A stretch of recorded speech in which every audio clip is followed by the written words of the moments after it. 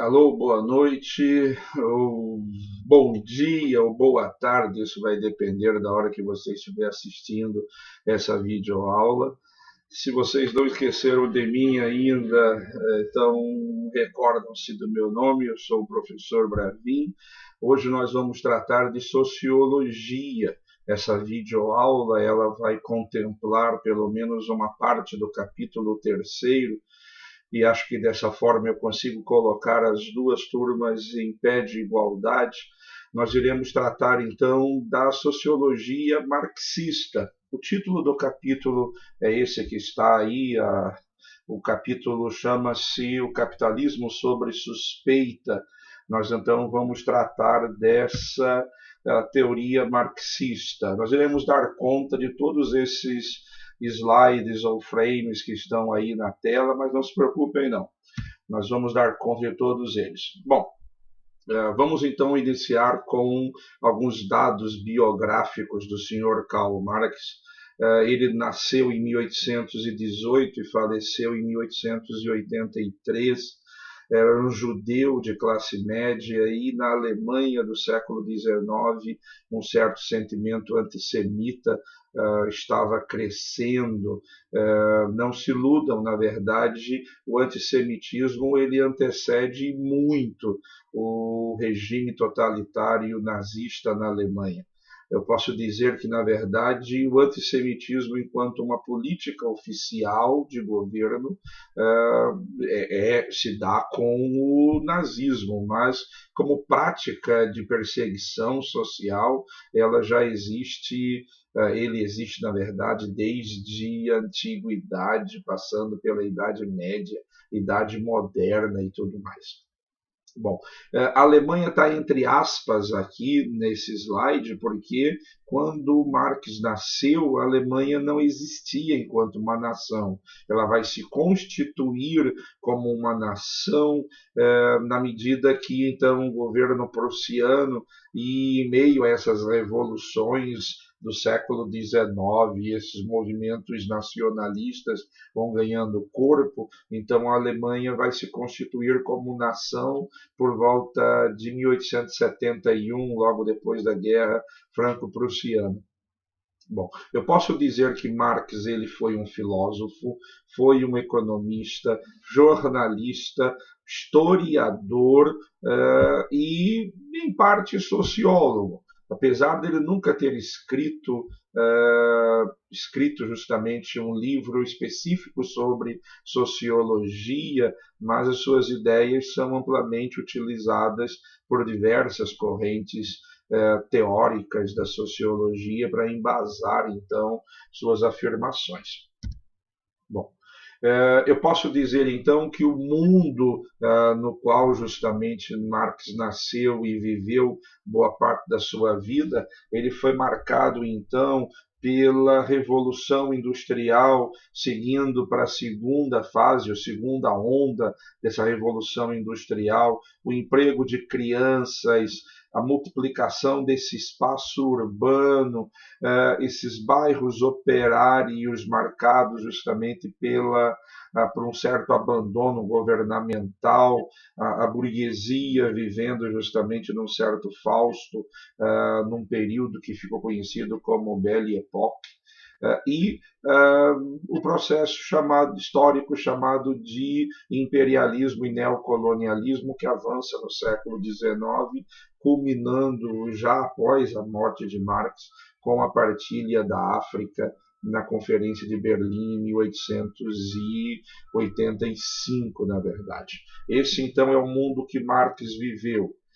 As ideias dele acabam justamente contribuindo para se criar um mundo um tanto diferente desse no qual ele viveu. Você vai verificar, por exemplo, as ideias de Marx vão influenciar a Comuna de Paris, de 1871, as ideias justamente de Lenin e a Revolução Russa. Você tem também a Revolução Chinesa, liderada por Mao Tse.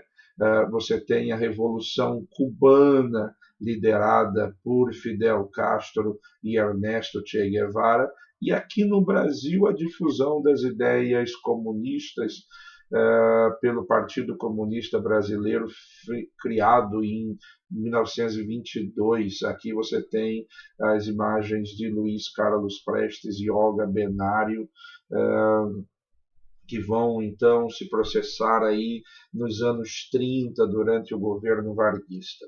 Então esse é o mundo que Marx ajuda a criar. Tal como outros pensadores, ele vai sofrer, na verdade, uma influência de outros pensadores que o antecederam. Você pode buscar, por exemplo, uma influência em Aristóteles, na Grécia Antiga.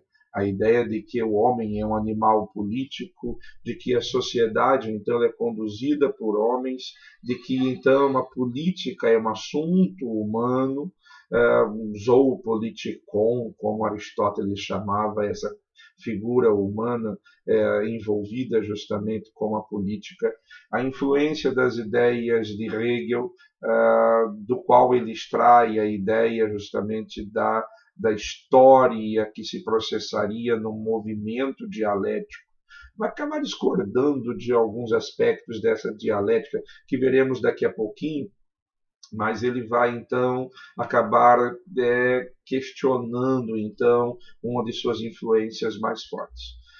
Existe justamente uma outra influência do senhor Feuerbach, esse indivíduo justamente vinculado a esse movimento socialista, em algum aspecto mesmo o anarquismo.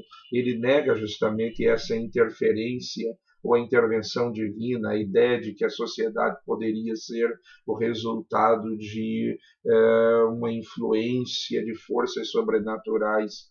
Isso é negado. Além desses sujeitos, existem outros que vão então estarem aí influenciando Marx. As ideias de Saint-Simon, de Charles Fourier, Robert Owen, membros do chamado membros do socialismo utópico, e obviamente então essa crítica a um sistema capitalista que começa a ganhar força. E, por final, aqui o senhor Adam Smith e David Ricardo. Pode parecer estranho para alguns de vocês a colocação de dois liberais como, então, influenciadores de Marx. Na verdade, o Marx ele vai, então, tomar esses intelectuais do liberalismo como justamente elementos para fazer um contraponto. A própria ideia, por exemplo, de que, como Adam Smith vai dizer, que a riqueza de uma nação é o trabalho, o Marx ele toma isso emprestado e vai dizer justamente que o trabalho é isso que constitui a própria condição humana, essa intervenção sobre a natureza mediante o trabalho. Mas, diferente de Adam Smith, o Marx ele vê um processo exploratório dentro do sistema capitalista sobre o trabalhador e a apropriação do trabalho e da riqueza produzida pelo trabalho do operário.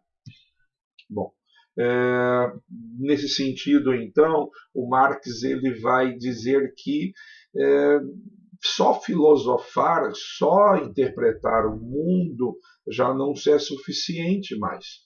O pensar, as ideias precisam estar vinculadas a uma prática social, a uma transformação da realidade social. Essa premissa, por exemplo, ela vai estar muito claramente presente nas ideias de um pensador brasileiro ligado à educação. Na verdade, dois. O primeiro deles, o senhor Paulo Freire, a ideia de que a educação deveria servir para transformar o indivíduo, e esse indivíduo transformado transformaria a realidade onde ele vive.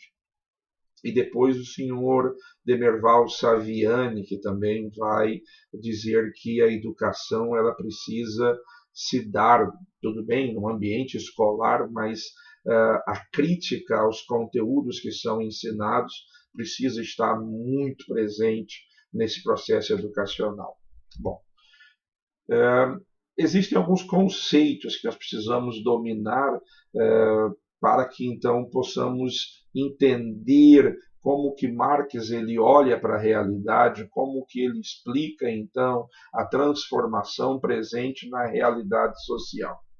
Esses conceitos, então, fundamentais partem, por exemplo, da ideia da dialética. Como é que ele enxerga? Apesar dele tomar isso emprestado de Hegel, ele vai então, mas ele promove uma certa inversão dessa dialética. Enquanto para Hegel a dialética ou aqui as coisas aconteceriam num plano mental, se constituiriam as ideias e essas então seriam aplicadas a nível material para então realizar a mudança da realidade social. O Marx ele adota uma postura materialista, então diferente de Hegel, que tinha justamente uma adesão a essa corrente idealista, ele vai dizer que a primeira coisa é existir. O ser humano ele existe enquanto tal, e a partir dessa existência e das relações que ele trava com outros seres humanos nessa própria existência, que então se constituem as ideias. E a partir daí, então, o que nós entendemos por justiça, por política, por direito, por educação e tudo mais. Dessa forma, então, olha só, para Hegel, primeiro nós pensamos, para depois, então, utilizar essas ideias na existência humana. Para o Marx, primeiro a gente existe e depois, então, aplica, ou nesse processo de existência, construímos, então, as ideias que servirão para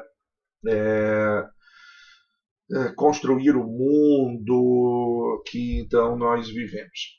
Bom, então a existência precede a essência, como dirão mais à frente esses filósofos existencialistas. Essa situação ela vai se manifestar também aqui, ó. A ideia justamente de uma infraestrutura e de uma superestrutura. No caso de Marx, ele vai dizer que a infraestrutura legitima, ela determina a superestrutura.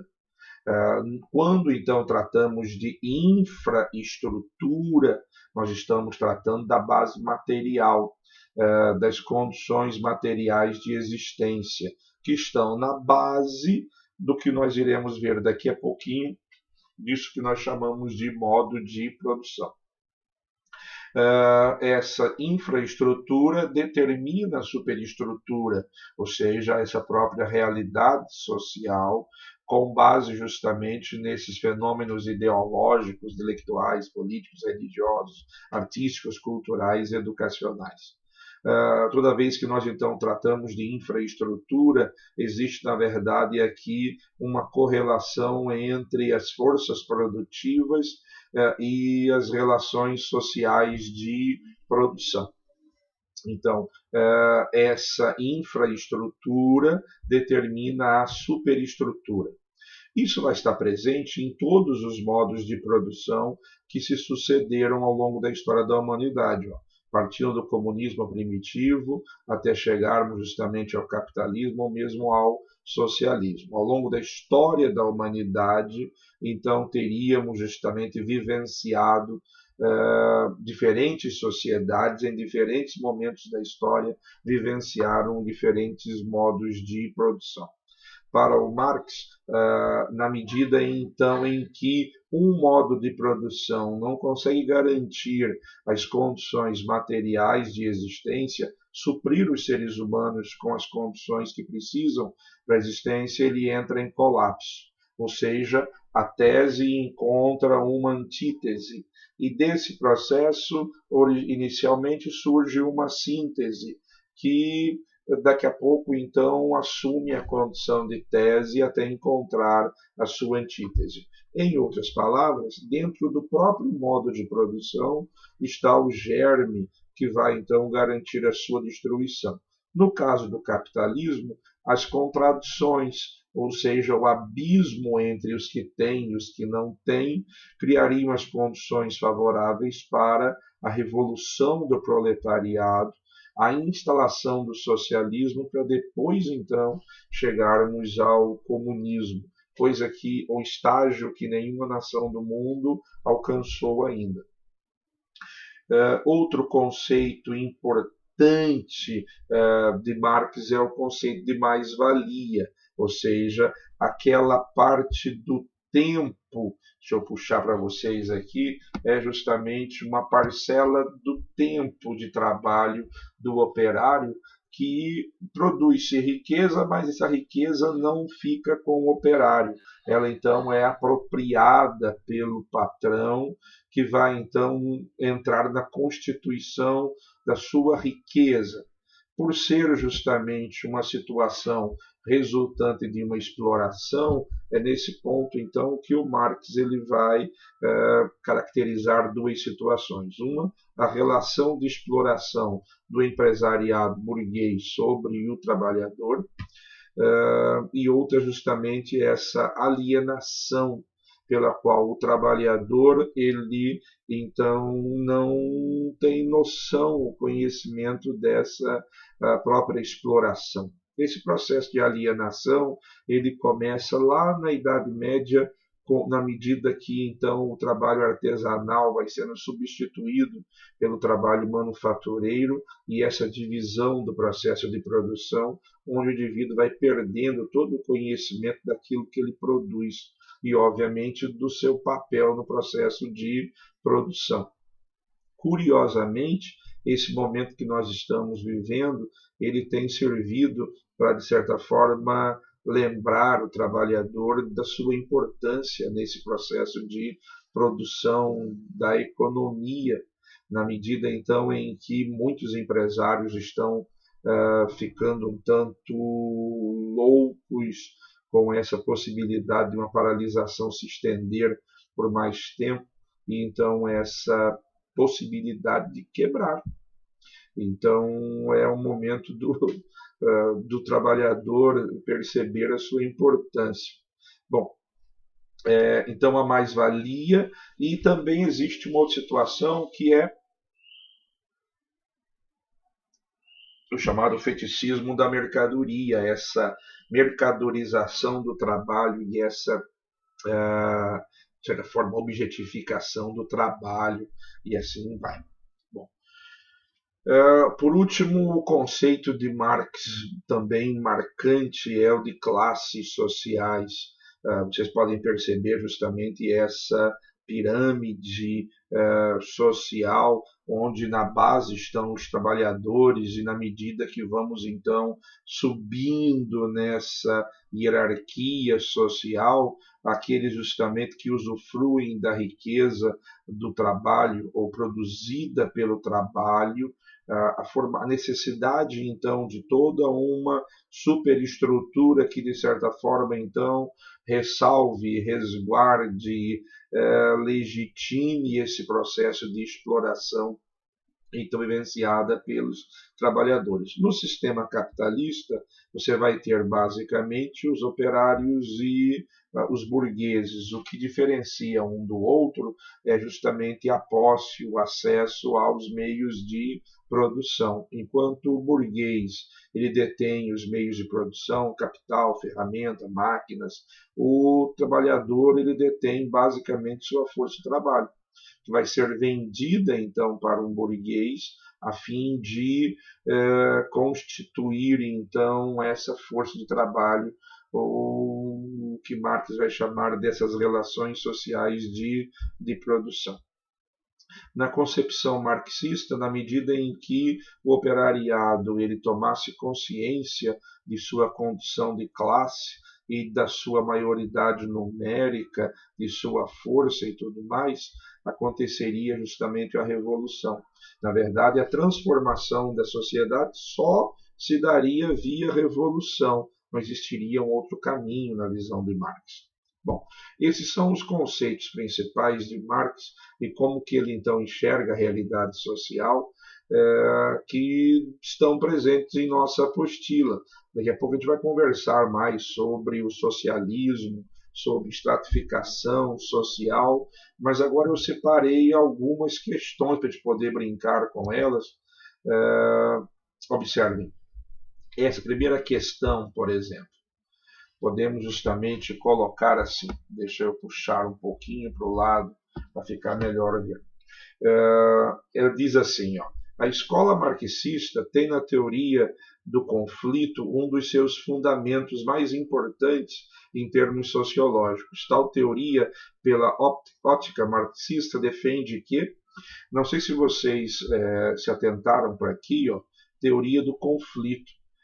Os outros sociólogos que nós já assistimos, o Durkheim e o Weber, que iremos assistir na sequência, eles então trabalham numa lógica do consenso, a busca da harmonia social. O Marx ele vai dizer que se existe desigualdade social, o conflito ele é iminente, não tem como escapar. Se existe uma força opressora, vai se constituir uma força de resistência. Então, por isso, Marx normalmente atribui-se às ideias sociológicas de Marx como uma teoria do conflito. Bom, tal teoria, pela ótica Marx, defende que a letra A diz assim, ó, os conflitos sociais são culturais, sendo expressões do embate, tradição e inovação. Na verdade, até pode estar presente, mas não justamente é resultante somente disso. Na teoria marxista, o conflito social se instala na medida que existe uma desigualdade social, que o acesso aos meios de produção é desigual. Na letra B diz assim, ó, os conflitos nascem das contradições, sendo essas resultantes do acesso desigual aos meios de produção. Podemos marcar de prancha essa alternativa. Agora podemos dar uma olhadinha nas demais para verificar como elas estão. Diz assim, ó, a letra C. As sociedades mais avançadas são aquelas que melhor se adaptaram ao longo do processo histórico, sendo então as menos aptas extintas. Na verdade, não necessariamente. Você tem tribos indígenas brasileiras, africanas, asiáticas ainda hoje. Os conflitos sociais são observados apenas nas sociedades anteriores à Revolução Industrial. Não. O Marx vai dizer que, desde então, a origem da propriedade privada até os dias de hoje, os conflitos sociais estão presentes. A luta de classe seria o motor da história. E a letra E diz que todas as relações sociais estão desvinculadas da esfera econômica, o que não é uma verdade. O que o Marx vai dizer é completamente o contrário disso. Vai dizer que então as relações sociais elas se constituem originalmente na infraestrutura e depois então pensadas nessa superestrutura. Então a resposta válida é a letra B. A outra questão, ela diz assim, deixa eu fazer o mesmo processo, puxar um pouco mais para o lado aqui. Antes de tudo, o trabalho é um processo de que participam o homem e a natureza, o processo em que o ser humano, com sua própria ação, impulsiona, regula e controla seu intercâmbio material com a natureza.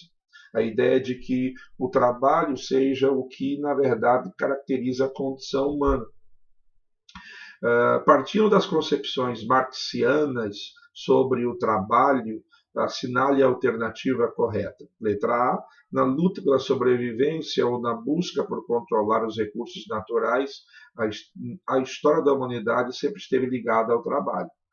Isso é uma verdade. Você vai ter justamente, desde que o homem é homem, a necessidade de trabalhar para, então, lidar com a natureza, obter o que ele precisa para a sua sobrevivência. Então, resposta válida, letra A. Qualquer dúvida que vocês tenham, acione a gente aí. A próxima questão, ela diz o seguinte. Karl Marx. Opa, deixa eu só puxar um pouquinho para o lado aqui, então. Karl Marx e Friedrich Engels são importantes e destacados autores de teses do socialismo científico, cuja proposição se baseou O socialismo científico, essa ideia justamente de que as sociedades elas são constituídas decorrentes da ação humana e que então elas estão num constante processo de transformação. No desenvolvimento e execução de sucessivas reformas de diferentes modelos econômicos visando ao aperfeiçoamento do liberalismo. As coisas são contrárias, não é liberalismo e socialismo. E redefinir o movimento sindical por considerar que ele estaria ultrapassado após a Revolução Russa? Também não. Senão não teríamos sindicato ainda hoje. No desenvolvimento da execução de sucessivas reformas em diferentes modelos econômicos visando o aperfeiçoamento do liberalismo. Na verdade, cadê? A letra C e a letra A são idênticas. Idênticas.